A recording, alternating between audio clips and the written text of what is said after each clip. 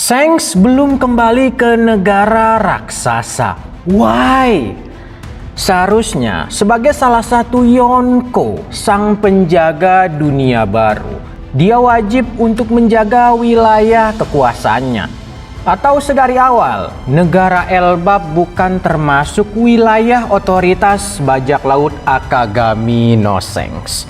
Selamat datang kembali teman-teman Bang Ilham. Kita akan mencoba untuk memecahkan teka-teki atau misteri. Kemana ya perginya Akagami no Shanks bersama awak kru kapalnya.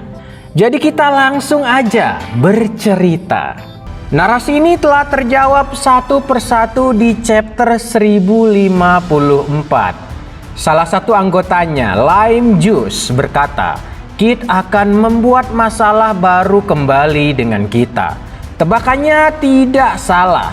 Eustace, Kapten Kid, datang ke Elbap setelah meninggalkan negara Wano Kuni. Motif utamanya adalah kepentingan pribadi demi menyelesaikan balas dendamnya. Selama time skip, Kid bersama anggota krunya diduga sengaja menyerang kapal induk bajak laut Akagami no Shanks, Red Force. Kemudian sang wakil kapten Ben Beckman membalasnya dengan memotong salah satu lengannya. Eustace, Kapten Kid, juga ingin menantang Shanks berduel demi kejayaan baru dengan merebut gelar Yonko darinya. Kesombongan berakhir dengan kesialan. Bajak laut Eustace, Kapten Kid, akhirnya dikalahkan dan perkara tersebut selesai. Lucky Rocks berkata, "Bos, ayo kita temui Luffy." Namun Shanks hanya tersenyum melihat poster buronan Luffy yang sudah semakin tinggi mendekati harga buronannya. Senyuman itu membawa ingatannya kembali ke masa lalu, tepatnya 13 tahun lalu, di saat dia mencuri buah iblis Hito-Hitonomi mode Nika dari organisasi pemerintah dunia yang dikawal penuh oleh CP9. Siapakah yang memerintahkannya untuk mencuri buah iblis Mythical Zoan itu? Shanks belum mengatakan motif dan alasan dari tindakannya tersebut.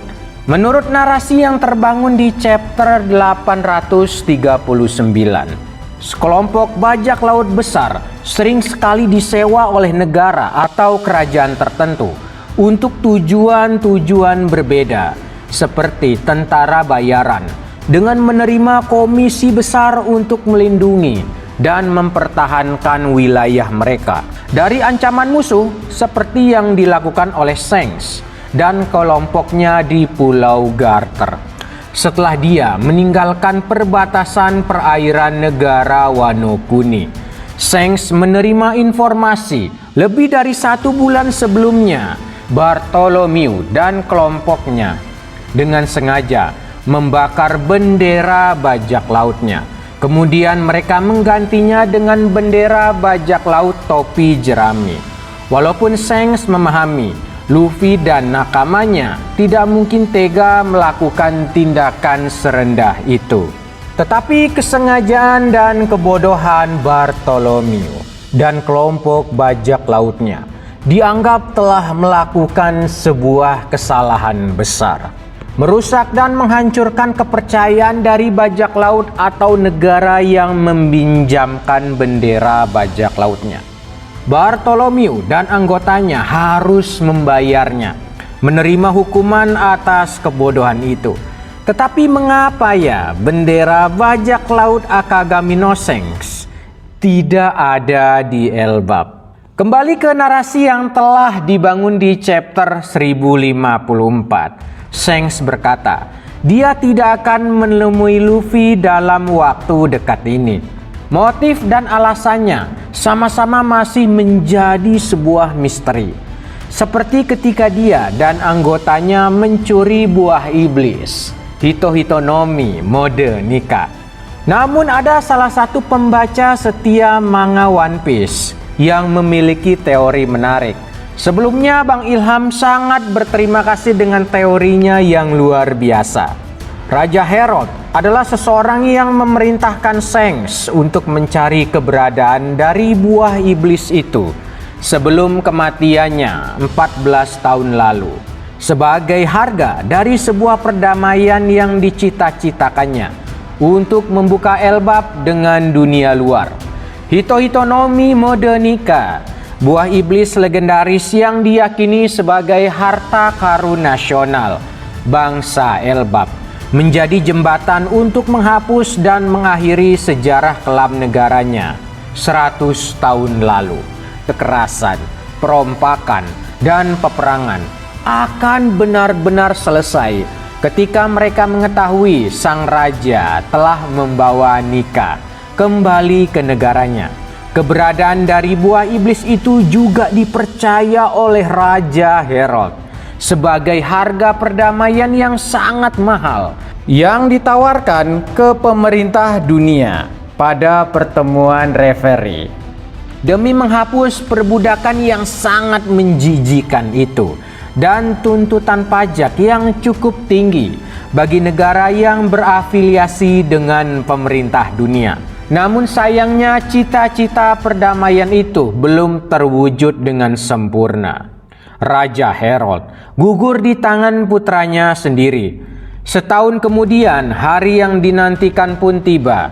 CP9 mengawal dan menjaga buah iblis legendaris itu.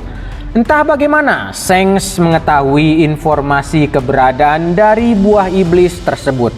Dia tetap menjalankan tugas yang telah diberikan sang raja kepadanya. Tetapi tujuannya telah berubah. Setelah mengetahui Raja Herod telah tiada, Shanks berkeyakinan seseorang yang pantas melanjutkan cita-cita perdamaian Raja Herod adalah putra sang kapten, Portges Dies dari desa Pusa. Namun Nika memiliki jalan pikirannya sendiri. Takdir menjatuhkan pilihan itu kepada sang kapten andalan kita, Monkey D. Luffy. Tetapi Shanks membalas kata-kata Lucky Rocks. Kita tidak akan menemui Luffy dalam waktu berdekatan ini. Tetapi dia telah memberi pesan kepada Kolon, Luffy, si topi jerami. Jangan pernah lupakan nama tersebut. Mungkin pesan itu sedari awal bukan diberikan langsung kepadanya, melainkan kepada ayahnya, Scooper Gaban. Sebelum Shanks meninggalkan Elbap, dia meminta Gaban untuk percaya dan mengizinkan kehadiran Luffy dan nakamanya ke negara raksasa itu. Luffy adalah seseorang yang dipercaya menjaga dan menyelesaikan cita-cita perdamaian negara Elbap yang telah dimulai oleh Raja Herod dengan keyakinan dan tekadnya itu. Namun Gaban bukanlah Shanks atau Raja Herod. Dia tidak langsung percaya begitu saja. Gaban telah dianggap oleh kaum raksasa itu sebagai salah satu penjaga dan pelindung suku raksasa Elbap. Semenjak dia telah menemukan keluarga dan kebahagiaannya sendiri di negara raksasa itu, dia pun datang sembari menyembunyikan identitasnya, menemui Luffy dan teman-temannya, menguji kehendak dan tujuan Luffy ke negara raksasa itu. Namun sayangnya Luffy benar-benar bodoh dan tidak peduli dengan tindakan yang dia lakukan yang dapat menyebabkan masalah atau tidak bagi negara raksasa itu. Pertempuran antara perbedaan keyakinan dan tekad itu pun dimulai, memperebutkan kunci borgol Pangeran Loki. Namun pertarungan berakhir dengan sangat cepat. Gaban pun menyerah dan menitipkan Pangeran Loki kepadanya. Dia mencoba percaya dengan keinginan Shanks. Luffy tidak akan sebodoh itu membawa Elbap menuju ke jurang kehancuran. Gaban pun pergi sambil meninggalkan pesan, kalau saat itu kalian meninggalkan pulau ini dan Elbap masih selamat, datanglah kembali untuk menemuiku. Shanks dan anggotanya pun memulai perjalanan barunya. setelah menitipkan kedamaian Elbap kepada Luffy dan Gaban dengan harapan mereka berdua bisa bekerja sama. Tetapi saat ini Elbap berjalan menuju kehancuran setelah skenario busuk yang dilakukan oleh ketiga kesatria suci itu. Dan narasi menakutkan baru saja dimulai di chapter 1149. Imu Sama hadir dengan membawa Angkara Murka membantu ketiga kesatria suci karena mereka dianggap terlalu lama menyelesaikan tugasnya.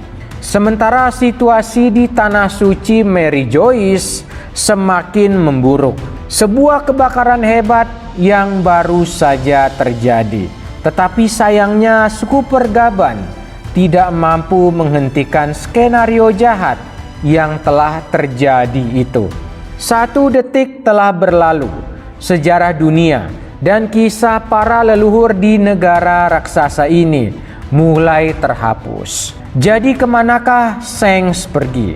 Seperti yang tertulis di chapter 1054. Back, kurasa sudah saatnya bagi kita untuk mengambil One Piece.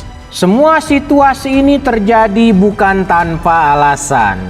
Narasi ini adalah kesimpulan yang telah terbangun beberapa jam sebelum Shanks meninggalkan perbatasan perairan negara Wano Kuni. Mata-matanya telah menginformasikan berita baru. Pergerakan bajak laut Blackbeard yang telah meninggalkan Pulau Hachinosu. Dan opini dari anggota utamanya akan kehadiran gangguan bajak laut Eustace Captain Kidd yang ingin menantangnya kembali. Shanks pun mulai menanggapi semua informasi itu dan dia mulai membandingkannya dengan melihat kebenaran yang tersembunyi di balik World Economy Newspaper. Shanks mulai langkahnya. Takdir bergerak maju mempertemukannya dengan bajak laut Eustace Captain Kidd di Elbap dan dia pun mengalahkannya. Shanks telah mendapatkan 2 salinan rod poneglyph dari anak buah Kidd. Blackbeard pun bergerak memulai agenda barunya. Agenda yang telah dipersiapkan dengan sempurna setahun sebelumnya setelah Aokiji Kuzan resmi bergabung menjadi kapten ke-10 bajak laut Blackbeard, memburu keberadaan harta karun One Piece, meninggalkan Pulau Hachinosu untuk merebut 3 salinan rod poneglyph dari bajak laut hati. Sementara salah satu anggotanya, Lafitte, telah memulai salah satu bagian lainnya dari persiapan agenda baru itu, memanfaatkan kekacauan yang sedang terjadi di Mary Joyce akibat serangan tentara revolusioner yang mengalihkan seluruh perhatian angkatan laut dan otoritas tertinggi pemerintah dunia, memudahkannya menemukan informasi harta rahasia yang tersembunyi di Mary Joyce, Red Poneglyph atau senjata kuno. Shanks dan anggotanya bergerak memastikan Blackbeard tidak dapat menyelesaikan agenda barunya itu. Dalam waktu yang semakin mendekat, takdir akan mempertemukan 2 bajak laut raksasa itu. Nasib dunia dimulai dari siapa yang akan menemukannya terlebih dahulu. Baik teman-teman semua, kita sudah berada di akhir video. Terima kasih kalian semua sudah menemani Bang Ilham bercerita. Sampai bertemu di video baru selanjutnya. Saya Bang Ilham, saya pamit. Sampai